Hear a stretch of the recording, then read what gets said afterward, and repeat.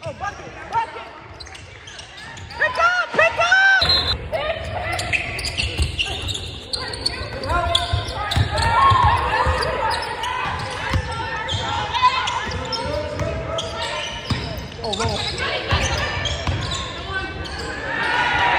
The clip was only a few seconds long. No headline-worthy collision. No dramatic fall. Just a tiny moment where Caitlin Clark's face tightened. Her step looked slightly off, and the entire internet did what it always does when it's already nervous. It panicked. Because when you've watched a player spend years looking untouchable, and then suddenly the invincible label starts slipping, every weird step becomes a siren. Every grimace becomes a conspiracy. And every time she bends down, fans hold their breath like the season depends on it. So let's talk about what really happened here, because the most interesting part isn't whether she was injured again in that exact second. It's why so many people instantly believed it. It's why the fear feels automatic now. And it's why Caitlin Clark walking into a Team USA camp doesn't look like a simple basketball storyline anymore. It looks like the center of a storm made of pressure, politics, money, and expectations that number 23-year-old is supposed to carry.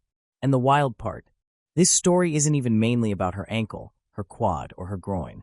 It's about what happens when one player becomes the shortcut to an entire sport's future. And then her body reminds everyone she's still human.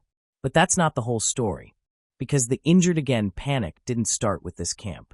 It started way earlier, back when the first cracks showed up in the image fans had of her. Section 1, the injured again scare that set the internet on fire. Here's the uncomfortable truth. Sometimes the biggest sports headlines aren't about what happened.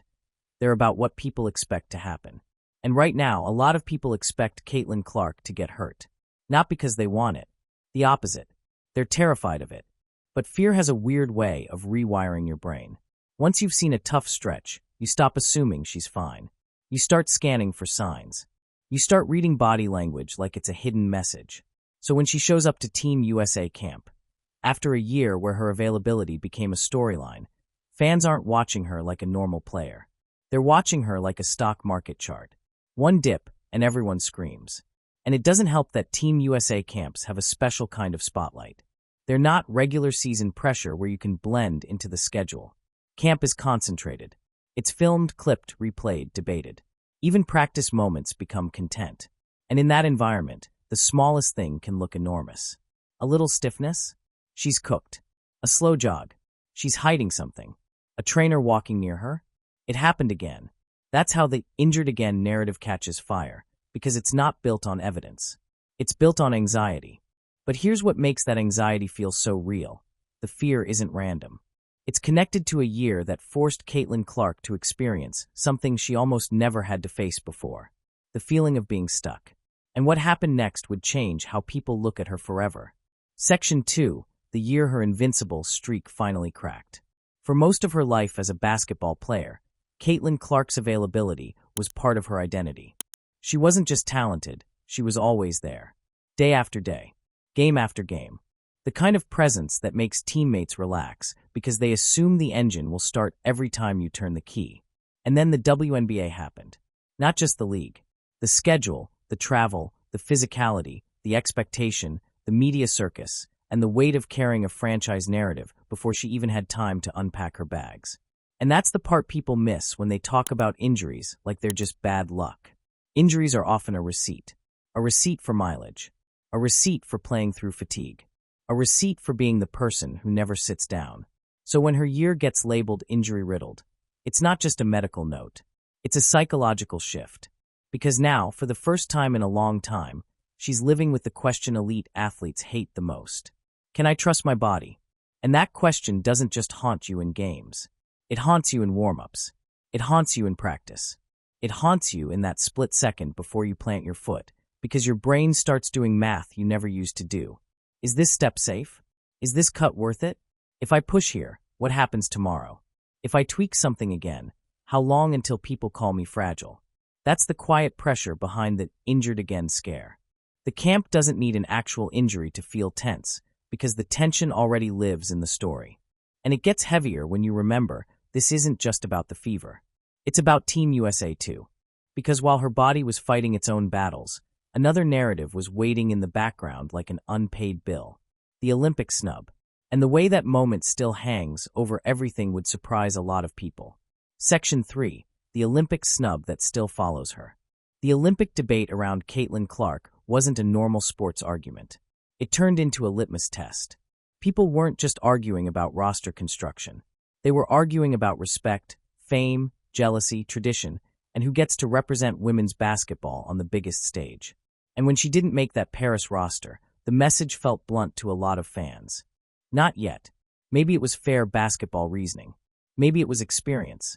Maybe it was chemistry. Maybe it was timing. But once something becomes a cultural argument, logic stops being the main fuel. Emotion takes over. And Caitlin Clark has always been interesting in moments like that because she doesn't scream. She doesn't spiral publicly. She doesn't give people the viral meltdown they secretly want. She does something way more dangerous. She remembers. You don't get to be that competitive without collecting receipts in your head. And she's literally talked before about being cut from junior team situations and learning both sides of it. Making it, not making it, and coming back sharper. So when she walks into Team USA camp now, it doesn't feel like a cute first-time moment. It feels like a delayed response. Like the program is turning the page and saying, okay, now. And that creates a new kind of pressure because now she's not chasing a spot in secret. She's doing it under a microscope. And here's where the story gets bigger than her, bigger than Team USA, bigger than one camp. Because while the Olympic conversation was still echoing, women's basketball entered a new era of money. Real money. The kind that changes behavior. The kind that changes politics. The kind that makes everyone suddenly act like they believed in the sport all along. And that's where Caitlin ends up standing in the center of a business storm. Section 4. The billion-dollar era, and why Caitlin sits in the middle of it. If you want to understand why Caitlin Clark's Team USA camp presence feels so loaded, you have to zoom out. Women's basketball isn't just growing. It's accelerating. The WNBA locked in a major long-term media rights package that was widely reported around $2.2 billion over 11 years, with partners including Disney, Amazon Prime Video, and NBC Universal. ESPN.com +1. And whether you're a casual fan or a diehard, that number does something to your brain. It makes the sport feel official to people who used to treat it like a side story. It attracts investors who used to ignore it. It forces everyone, players, owners, sponsors, media, to start thinking in bigger terms. And once the sport starts moving like that, Caitlin Clark stops being viewed like a single athlete. She becomes a symbol, a signal, a walking headline. That's why every clip of her matters more than it should. That's why the injured again scare hits harder. Because deep down, a lot of people have started connecting their optimism for the league's future to her presence. Not intentionally, but emotionally. If she's on the floor, the story feels alive. If she's off the floor, people fear the momentum slows. And that's not fair to her. But it is real. Now add one more ingredient. In a booming money era, everyone wants a piece. That means new leagues, new contracts, new offers. And suddenly Caitlin Clark isn't just being guarded by defenders. She's being pulled by opportunities. And the tug-of-war gets messy fast. Section 5. The unrivaled /overseas /offseason tug-of-war. In the old world of women's basketball, the off-season was simple. You either went overseas, you played extra, or you rested, if you could afford to. In the new world, the off-season is a negotiation. Because new projects and leagues have been popping up, and reports and rumors about huge offers fly around the internet the second Caitlin's name appears anywhere near the word contract. SI+1. And here's the tension that makes this so dramatic. More games can mean more money, more reps, more visibility. But more games can also mean more risk. And after the year she had, risk isn't theoretical anymore. So when she shows up at Team USA camp and people study her movement like it's a medical exam, part of that paranoia comes from understanding the stakes. If she's healthy, she has choices. If she's not, choices disappear. And it isn't just about brand deals or rumor numbers. It's about the power dynamic shifting. For the first time, there's a sense that a top WNBA star might have leverage in multiple directions. League, national team pipeline, off-season options, endorsement timing. That's why you see her carefully measured in public comments. Not because she's scared, because she's aware. And while all of that is happening, Team USA itself is going through a shift too, one that changes what this camp really means. Because this isn't a camp where the old guard is automatically the story. This is where the next era starts forming. And the vibe change is impossible to miss. Section 6. Team USA's quiet generational shift. This is the part that sneaks up on people. Team USA doesn't rebuild loudly. It rebuilds politely.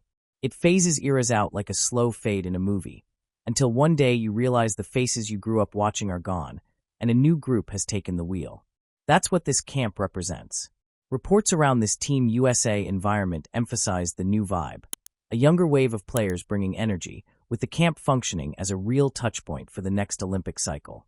The Washington Post +1. And the key detail is that camps like this can be auditions without being labeled auditions. Because USA basketball doesn't have to promise anything. They don't have to declare roles. They can just create environments. And in those environments, the hierarchy starts to form naturally. Who leads vocally? Who adapts fast? Who fits next to other stars? Who defends like their life depends on it? Who can play off the ball when they're used to controlling everything? That's why Caitlin being here matters. It's not just about her talent. It's about seeing her inside the machine. And when you combine that with the Olympic snub memory, the injured again anxiety, and the money era pressure, the camp becomes something else. A spotlight test. A stress test. And then, right as she's returning to this stage, another major storyline explodes over the entire league. The labor talks. And Caitlin's words about it hit like a warning sign. Section 7. The labor talks bombshell hanging over everything. Here's something casual fans don't always realize. The biggest threat to the WNBA's momentum isn't a bad season. It's labor. Because when a league is leveling up financially, the people inside it start asking the most important question. Okay, so who gets what? And Caitlin Clark stepped into that conversation in a way that turned heads. She described the current labor moment, CBA negotiations, as the biggest moment the league has ever seen. Yahoo Sports +1. That's not a throwaway quote. That's a player looking at the billion-dollar era and saying, this is where the future gets decided. Because if the WNBA is truly entering a new tier, bigger rights fees, bigger sponsorships, bigger attention, players are going to fight hard to make sure they aren't stuck in old pay structures while the money grows around them. And the reason this matters in a Caitlin Clark, injured again story is simple. If the league hits turbulence, everything changes. Off-season plans change. Scheduling changes. Exposure changes. The number of times fans even get to see her changes. So when people see one shaky-looking clip at Team USA camp and freak out, they're not only reacting to a possible injury. They're reacting to the idea that the sport's biggest draw could vanish from the floor in the exact moment the league is trying to lock in its future. That's why this moment feels so intense. It's not just, is her body okay? It's, is the whole era okay? And now we arrive at the real question. The one that makes fans uncomfortable because it sounds too dramatic. But it's exactly what everyone is thinking. Conclusion. The real question nobody wants to say out loud. So did Caitlin Clark get injured again at Team USA camp? The smarter way to ask it is this. Why do people believe it so fast? And the answer is because the story has changed. She's no longer just the college superstar entering the league. She's the face of a movement that got expensive, got political, and got heavy. She's returning from a tough stretch where health became part of the conversation. She's walking back into Team USA space with unfinished business from the Olympic debate. She's doing it during a moment where the WNBA's money and labor future is being negotiated in real time. And she's doing it while the entire internet studies her body language like it's breaking news. That's not normal pressure. That's carry the era pressure. But here's the twist that people who doubt her keep missing. Caitlin doesn't need the story to be easy. She's always played best when the world gets loud, when the stakes rise, when the room gets hostile, when people say not yet. That's when she locks in. So maybe the question isn't whether this camp is the start of another setback. Maybe it's the start of the most dangerous version of her, one that's been humbled, forced to learn patience, forced to listen to her body, and forced to evolve. Because if she's healthy, if the league stays on the rails, and if Team USA is truly turning the page into a new generation, then this camp isn't a cute comeback moment. It's the beginning of the next power shift. And the people still calling her overhyped? They might want to get comfortable, because the next few years could be brutal for them. If you want the rest of this story as it unfolds, Team USA roles, WNBA labor chaos, and what her next season could really look like, Hit subscribe right now, because the moment the next update drops, you'll want to be early, not catching up late.